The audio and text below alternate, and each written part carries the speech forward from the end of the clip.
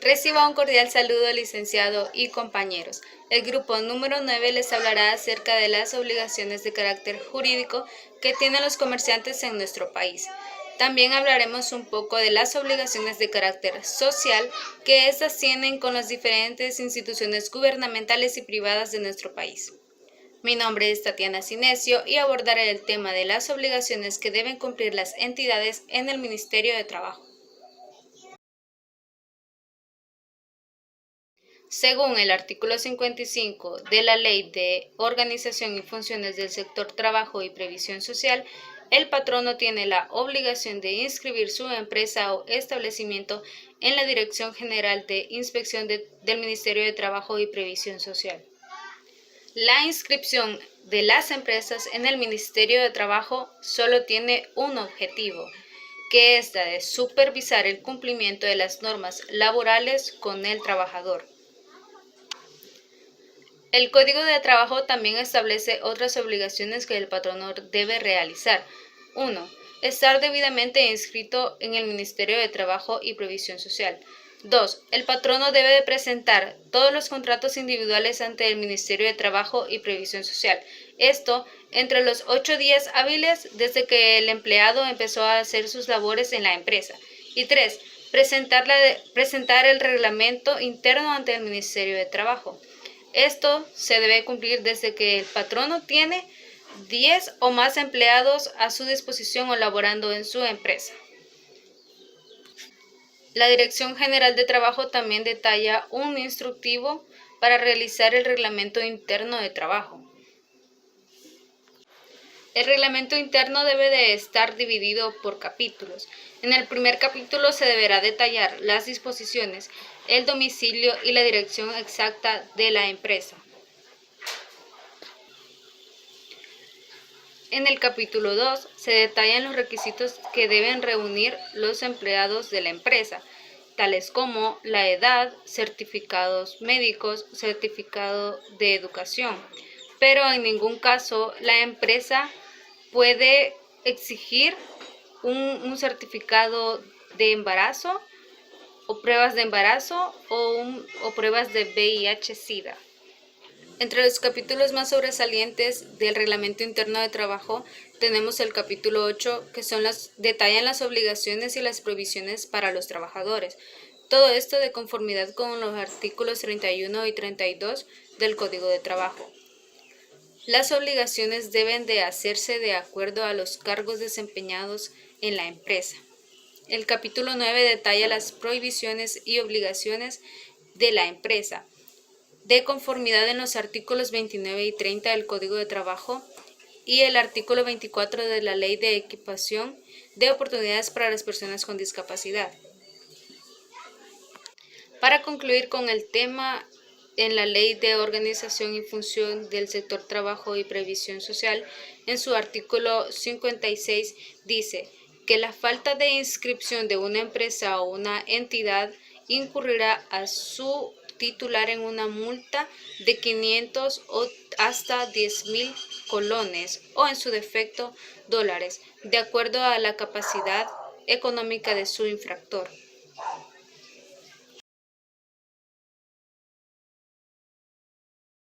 Buenas tardes a cada uno de ustedes. Mi nombre es Giselle Stephanie Comayagua Alfaro y voy a hablarles sobre la ley del Instituto Salvadoreño del Seguro Social. El derecho al seguro social protege a los miembros más vulnerables de la sociedad, asegurando los bienes y servicios necesarios para vivir dignamente.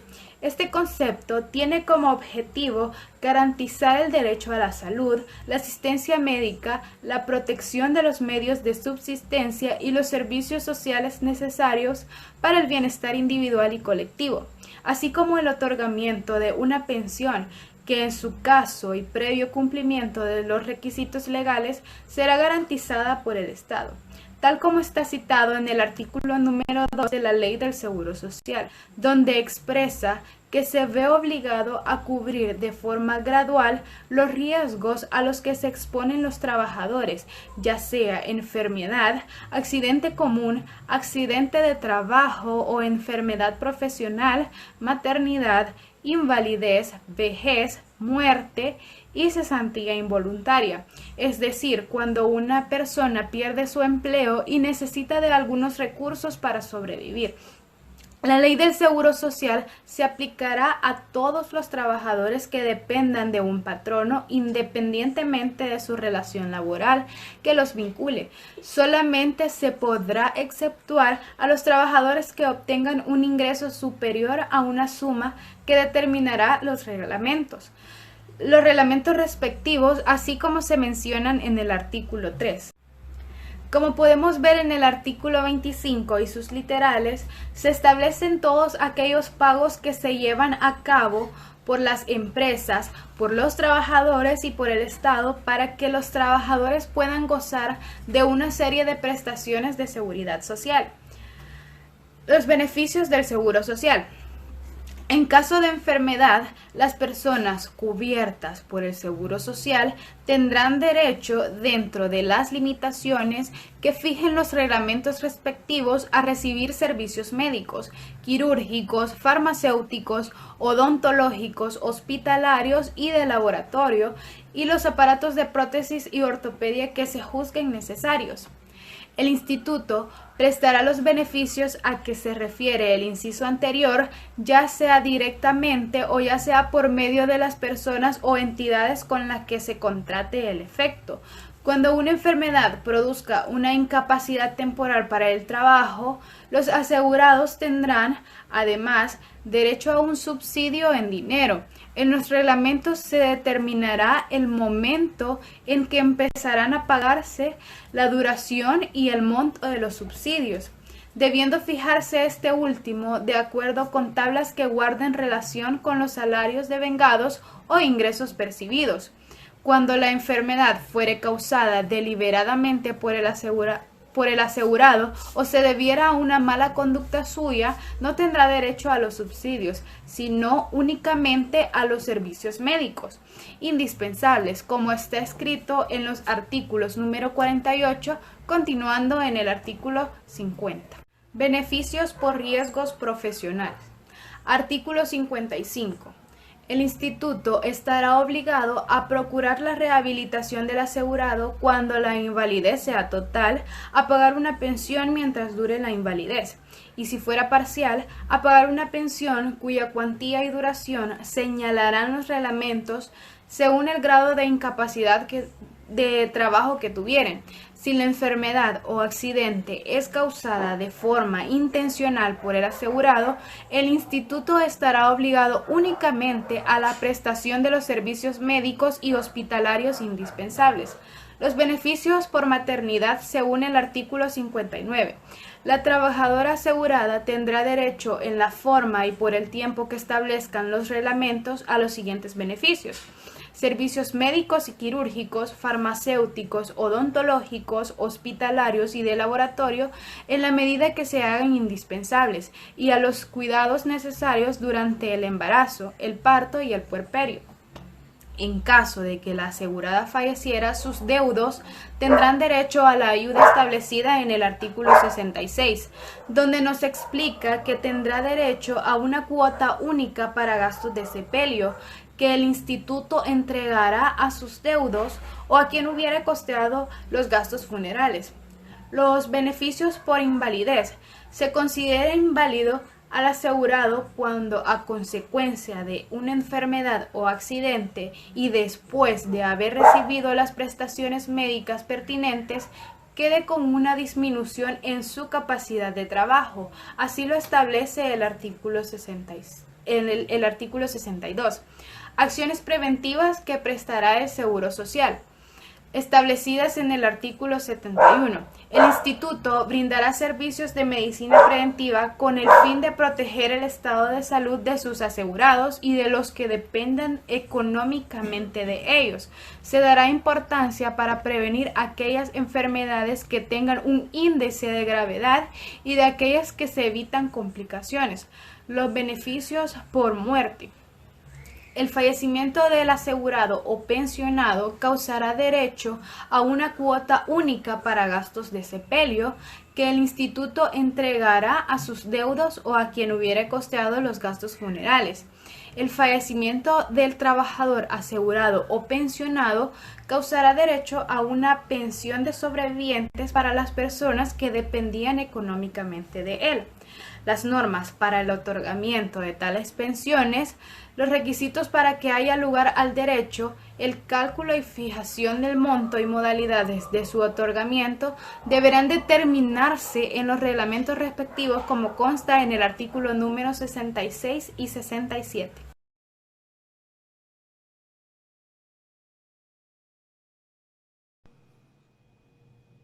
Mi nombre es Diana Guadalupe Rodríguez Mancilla y yo seguiré hablándoles sobre las obligaciones que tienen las sociedades mercantiles, pero en este caso basándonos del Código de Trabajo.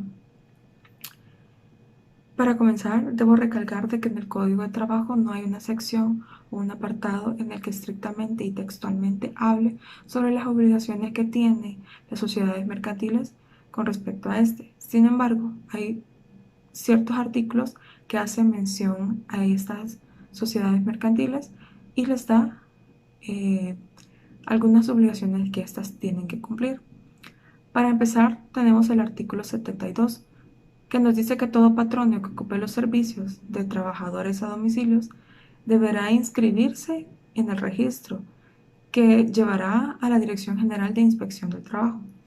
Asimismo, debe llevar un libro autorizado por ese mismo departamento, el cual deberá incluir el nombre y apellido de sus trabajadores y la dirección del lugar en el que reside cada uno. La cantidad y naturaleza de las obras que éste mismo realice, la cantidad, calidad, precio de la materia prima, la fecha de entrega y devolución de la materia prima y el monto del salario. También tocaremos el artículo 454 del Código de Trabajo, que habla sobre el representante de la sociedad mercantil. En este caso, cuando se tiene una demanda contra una persona jurídica. Y nos dice que la persona que a la fecha de la demanda apareciera inscrita en el registro de comercio como representante de una sociedad mercantil, será con quien se entenderá aquella, sin perjuicio de que el verdadero caso de no ser aquel pueda apersonarse en cualquiera estado de causa, sin poder hacerla retroceder ni invalidar por ese motivo. ¿Qué nos quiere decir esto? Que siempre que se vaya a efectuar la elección o nombramiento del representante legal o de una persona jurídica, esta obligatoriamente tiene que llevar una inscripción a un registro público, porque de dado caso la sociedad mercantil no cuente con esta inscripción, la demanda podrá establecerse contra cualquiera de los miembros que conformen la sociedad mercantil. Y el representante legal no puede apersonarse en cualquier estado del juicio, ni podrá retroceder ni invalidar el motivo por el cual se está haciendo la demanda. En este caso, porque obligatoriamente una sociedad mercantil debe inscribir en un registro público la inscripción como de la elección de la persona jurídica y el representante legal. Este mismo artículo nos lleva al artículo 421, que dice que si una persona jurídica es titular del centro de trabajo donde se prestan o hayan prestado los servicios con motivo de los cuales se entable una demanda, será suficiente que ésta contenga la identificación de dicho centro para que se entienda contra aquella y además contra el representante que en ella se denomine.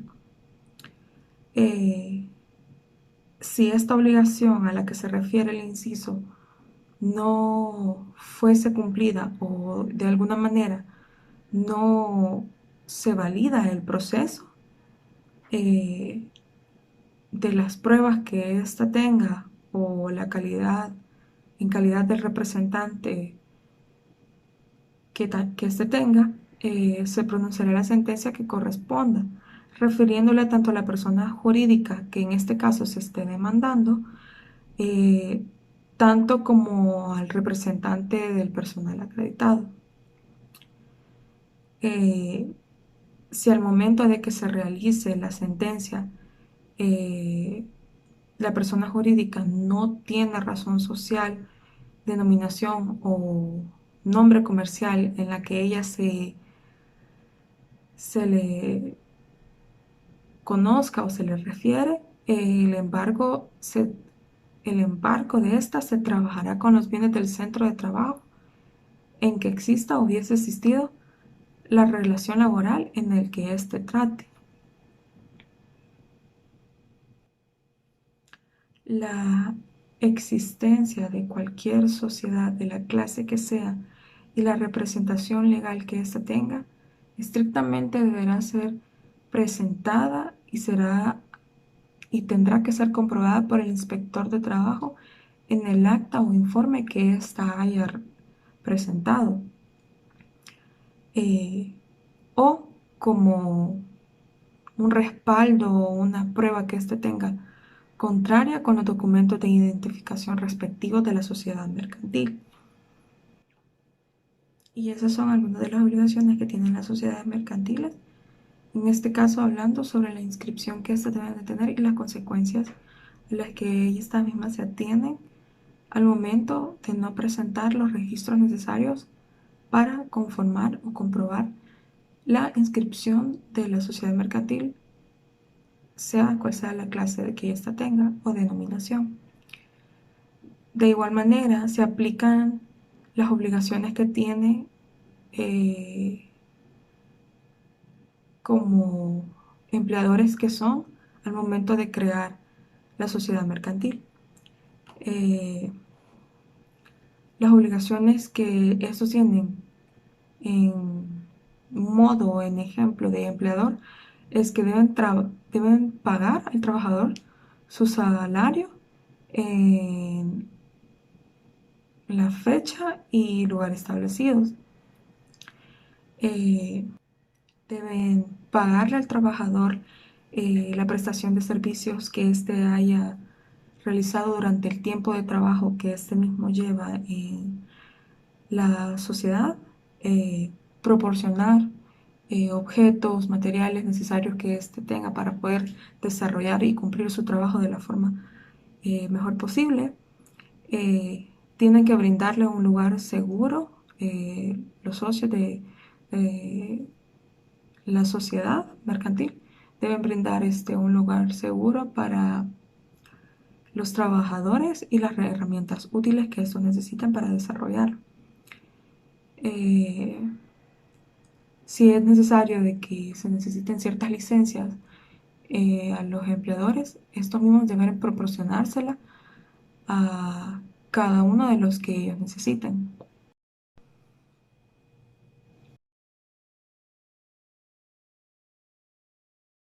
Sean bienvenidos todos y todas. Mi nombre es Rudy Daniel Tovar y les hablaré un poco sobre la Ley de Equiparación de Oportunidades para las Personas con Discapacidad. Bueno, ustedes se preguntarán de qué se trata esta ley o para qué es o cuál es su función. Me imagino que ustedes han escuchado o incluso ustedes mismos han mencionado que las personas con discapacidad tienen derechos, pero a ver, ¿cuáles son estos derechos y bajo qué se sustentan? Pues efectivamente, la Ley de Equiparación para Personas con Discapacidad, como su mismo nombre lo dice, es una ley creada para el beneficio de estas personas y tener una mayor igualdad de oportunidades. La verdad, hasta hace un tiempo desconocía la existencia de esta ley y la verdad ya hace varios años que está vigente en nuestro país. Esta ley fue creada un 27 de abril del año 2000, bajo el mandato de la Asamblea Legislativa de aquel entonces, y el presidente que estaba en el poder dicho año, quien fuese el presidente Francisco Flores. Esta ley fue creada bajo el decreto número 888, que consiste en 3 apartados, los cuales les recitaré a continuación. Y dice así: la Asamblea Legislativa de la República de El Salvador, considerando, número 1, que la Constitución de la República establece que la persona humana es el origen y el fin de la actividad del Estado, quien deberá implementar las providencias necesarias para la consecución de la justicia, la seguridad jurídica, el bien común, debiendo además asegurar a sus habitantes el goce de la libertad, la salud, la cultura, el bienestar económico y la justicia social. Número 2. Que toda persona tiene derecho a la vida, a la integridad física y moral, a la libertad, a la seguridad y al trabajo, estableciendo además la igualdad de los gobernados ante la ley independientemente de sus creencias, nacionalidad, raza, sexo o condición física.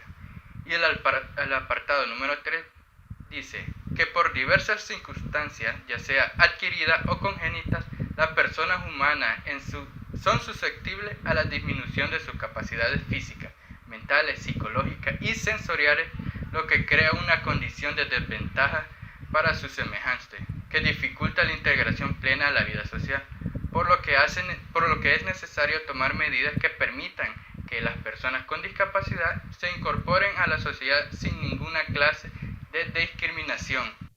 El objetivo de esta ley o su principal función son los derechos y concientización social. Esto lo deja más claro en los artículos 1 y 2, párrafo 4 y 5 de ese último. Y dice así, el artículo número 1. La presente ley tiene por objeto establecer el régimen de equiparación de oportunidades para las personas con discapacidad físicas, mentales, psicológicas y sensoriales, ya sean congénitas o adquiridas. El artículo 2, nos dice: la persona con discapacidad tiene derecho a, párrafo número 4, a su formación y rehabilitación laboral y profesional. El párrafo número 5 nos dice a obtener un empleo y ejercer una ocupación remunerada y a no ser despedido en razón de su discapacidad. ¿Por qué nos centramos en esto? Vean, esta ley tiene varios capítulos, a los que aplica algunos artículos enfocados ya sea al área de los estudios, a la rehabilitación, a la salud, al trabajo, etc. Todas enfocadas a las personas con discapacidad. Pero, ya que en esta materia estamos hablando en términos mercantiles y de empresas, pues nos centraremos en aquellos que mencionan o abordan los temas enfocados a las empresas y al trabajo. Por eso, hoy hablaremos acerca del capítulo 5, que está enfocada en la integración laboral, y comienza en el artículo 23, que dice así: el sector público y la empresa privada facilitarán la integración laboral a las personas con discapacidad. El artículo 24, resumiendo un poco, igual les aparecerá en pantalla el escrito tal cual está en la ley para que puedan leerlo. Y nos dice así: que cada empresa está obligada a contratar por cada 25 personas que hay en la empresa a una persona con discapacidad que esté apta para desempeñar la labor para la que se le fue contratada, al igual que las empresas que son del gobierno. Las alcaldías municipales tienen esta misma obligación. El artículo 25 menciona que a partir de la publicación de esta ley, o sea, del año 2000, las empresas deben cumplir y quien no cumpla serán sancionados según el artículo 627 del Código de Trabajo y al procedimiento establecido en la sección segunda del título único del libro quinto del mismo código, la cual se la menciona a continuación. Artículo 627 del Código de Trabajo. Las infracciones a lo impuesto en los libros 1, 2 y 3 de este código y además leyes laborales que no tuvieran señalada una sanción específica harán incurrir a los infractores en una multa hasta de 500 colones por cada violación sin que por ello dejes de incumplir con los dispuesto en la nómina infringida, o sea, parte de la sanción monetaria igual tienen que cumplir con esa ley.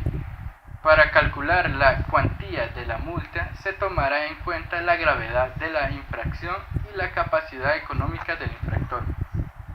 Seguimos con el artículo 26, que se fomentará el empleo de trabajadores con discapacidad mediante programas de inserción laboral. El artículo 27 nos habla que las personas con discapacidad que estuvieran en programas de rehabilitación serán evaluadas para velar que estas personas estén aptas para poder ser integrados de manera real al ámbito laboral, y el calificativo que obtengan, si son o no aptas, tendrán validez en cualquier institución de la República, ya sea pública o privada. El artículo 28 hace mención que corresponde al Ministerio de Trabajo y Prevención Social, a las instituciones de seguridad social y a todas aquellas públicas o privadas y toda aquella que tuviera programas de formación profesional, los beneficios de estos sean también para las personas con discapacidad, de acuerdo a la demanda laboral. Y seguimos con el artículo 29. Explica que por medio del Ministerio de Trabajo y otras instituciones que se especializan en estas áreas, el Estado asesorará técnicamente a los empleados para que puedan adaptar el empleo y el entorno en que se están y permitan el desarrollo del trabajo para las personas con discapacidad. Bueno, esto ha sido todo y los dejo con mi compañera.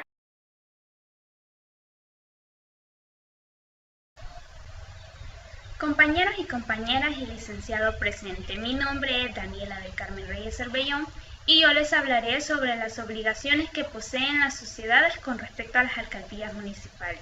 Primero vamos a definir qué es un establecimiento, y un establecimiento es aquel lugar en donde se ejerce la actividad comercial, financiera o profesional. Pero si nos vamos al artículo 15 de la Ordenanza del Catastro Municipal, nos dice que se entenderán como establecimientos todas aquellas sociedades comerciales, de servicio, financieras, de negocios, etcétera, que estén autorizadas con fines de lucro impositivo. Esto quiere decir que todos los establecimientos son aquellos lugares que generen ganancia, pero que estén legalmente en una alcaldía, y además se les asignará una tasa general de atributos comúnmente llamada como taxa. Y esta tasa se coloca dependiendo del ingreso que tenga la sociedad mensualmente. En el artículo 18 nos habla sobre los establecimientos no calificados. Estos establecimientos no calificados, así como los establecimientos futuros, deben de ser calificados por la ordenanza del catastro municipal de la municipalidad o alcaldía. Y vemos que nos dice que el representante, ya sea legal o jurídico, tiene que presentar los siguientes documentos para pedir esa autorización de calificación. Número 1, el certificado de la sociedad. Número 2, el documento de identidad de la persona, en este caso sería el TUI, el balance inicial de esta sociedad, así como también la ubicación, el capital de acciones, el capital activo, el capital y la reserva. Así también se debe de colocar el balance inicial el balance de ciclos anteriores. Esto quiere decir el balance anterior del año pasado. Esto solo se da en caso de que este establecimiento ya haya funcionado antes, pero no haya sido registrado. En el artículo 19 nos habla sobre el interesado o propietario que no haya hecho llegar la solicitud de calificación a la alcaldía. En este caso, la alcaldía, a través de catastro, le manda una declaración financiera, y esta declaración financiera contiene los incisos del artículo anterior. En el artículo 20 nos habla que la declaración financiera es ese paso al trámite de calificación de esta sociedad, pero debe presentar lo siguiente.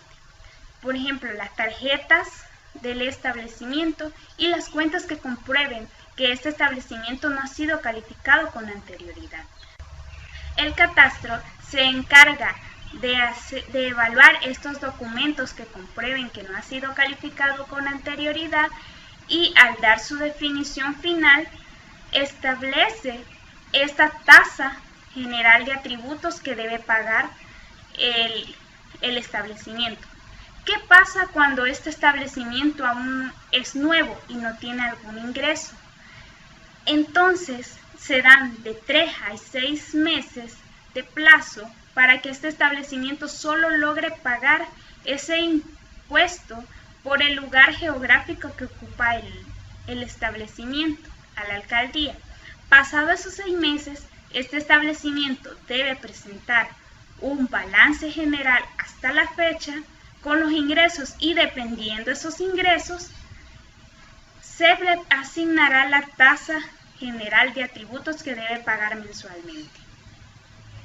El artículo número 24 nos habla que si un propietario o representante legal del establecimiento o inmueble llegare a no querer pagar el impuesto o a evadir el pago de este, así como los derechos municipales, o quiera obstruir el proceso de la calificación del establecimiento, se le asignará una multa de 1000 colones, o la gravedad de la sanción penada.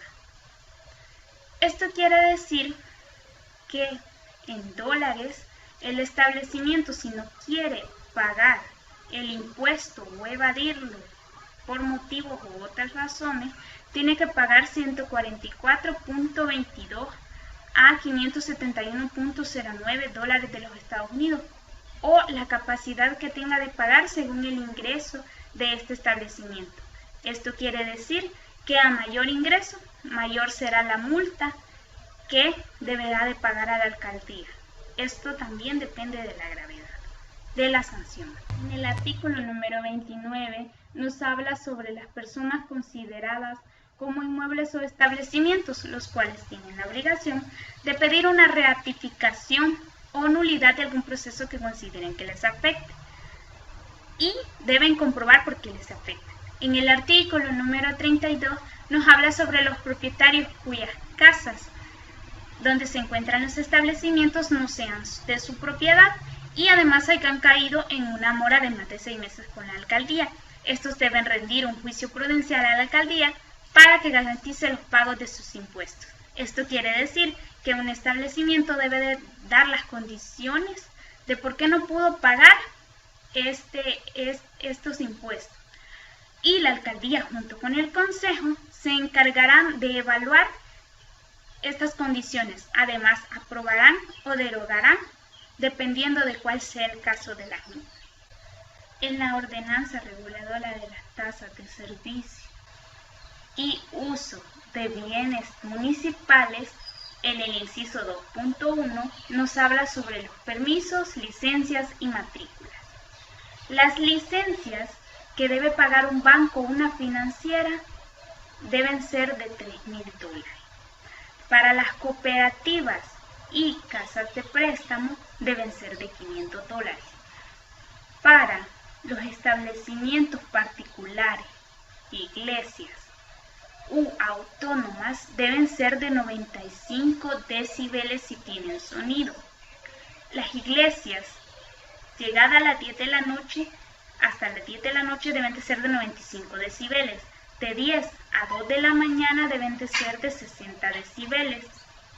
Y aquellas cervecerías, discotecas, etcétera, deben de ser de 95 decibeles hasta las 10 de la noche y de 10 a 2 de la mañana 60 decibeles. Las sanciones aplicadas son las siguientes. Si comete la sanción por primera vez, 60 dólares. Por segunda vez, 120 dólares. Por tercera vez, 210 dólares. Pero si comete la sanción 4 veces seguidas, quiere decir que va a seguir el cierre del establecimiento. En el artículo número 27 nos habla sobre los permisos, las licencias y las matrículas. Estas deben extenderse dependiendo de los requisitos de la ordenanza, así como la tasa de pago de las mismas. En el artículo número 29 nos habla sobre la reconstrucción, remodelación y restauración de los establecimientos. Para esto tenemos que tener en cuenta los siguientes puntos. Como primer punto está el croquis de la ubicación del establecimiento. Número 2, el plano de construcción.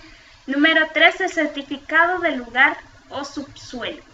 Número 4, la autorización de cultura. Número 5, la planta de remodelación, ya sea de escala 1 o una escala elegida. ¿Qué quiere decir cuando está en proceso de reconstrucción el establecimiento? El propietario o encargado del establecimiento solo debe pagar una tasa por el uso geográfico de este lugar a la alcaldía. Terminada la construcción, se le asignará la tasa general de tributos que debe pagar mensualmente. Beneficios de las alcaldías a las sociedades. Como número 1 tenemos que si un establecimiento, sus ingresos no son mayores a $2,000, no está en la obligación de registrarse. Como número 2, todas las fiestas festivas se celebran. Esto quiere decir que se llama a los propietarios o a los trabajadores de esos locales o almacenamientos y se genera un día específico para celebrar esas fiestas, como por ejemplo el Día de la Madre, el Día del Padre, la Navidad, etc. Como no menos importante, también existe un tercer beneficio y el más importante, el cual es que existe en la alcaldía una unidad de instituciones y establecimientos. Esta unidad se encarga de hacer proyectos sociales a la comunidad. ¿Esto en qué beneficia a un establecimiento? Digamos, si una persona necesita medicamentos, pero no los puede pagar por su condición de pobreza, va a la alcaldía, pone las condiciones de por qué no las puede pagar, la alcaldía y esta persona se encargan de llenar una solicitud, la cual lleva el nombre, el DUI, los medicamentos, el tipo de medicamentos, etc. Y esta solicitud se sube a un sistema llamado Comprapsal. Comprapsal es donde están todos los establecimientos que tiene legalmente registrados la alcaldía. Al subir esta solicitud, por ejemplo, las farmacias que están registradas por la alcaldía logran ver la solicitud, ven si tienen el producto que están demandando y le mandan a su vez la oferta a la alcaldía. ¿Qué hace la alcaldía? Evalúa los precios de estas ofertas y elige el que más le convenga. Entonces, después la alcaldía se encarga de hacer una petición a nombre de la persona que la pide, diciéndole el lugar, el precio de los medicamentos y la alcaldía. Entonces, esta alcaldía a su vez notifica al establecimiento que una persona llegará a retirar cierta cantidad de medicamentos. La persona llega al establecimiento, retira sus medicamentos, pero ¿qué pasa? La persona solo deja la hoja que la alcaldía le entregó. Entonces el establecimiento lo que hace es registrar el producto que venía de la alcaldía por pago de la alcaldía, etc. Hay dos tipos de facturas, la original y la comercial. La comercial es la que se queda la alcaldía y la original la empresa. ¿Qué quiere decir? Al final del año, el establecimiento se encarga de recoger todas las facturas comerciales y originales. Las lleva a la alcaldía, les presenta el monto dado en el año y la alcaldía le paga con remuneración monetaria ese servicio que ha ofrecido de parte de la alcaldía. Entonces quiere decir que la factura original se la queda a la alcaldía, y la del comprobante comercial se la queda el establecimiento. Y eso sirve a esa unidad a hacer el conecte entre la alcaldía, el establecimiento y la persona para un beneficio de ingresos monetarios de parte de la alcaldía. Este ha sido nuestro tema. Gracias por su atención prestada.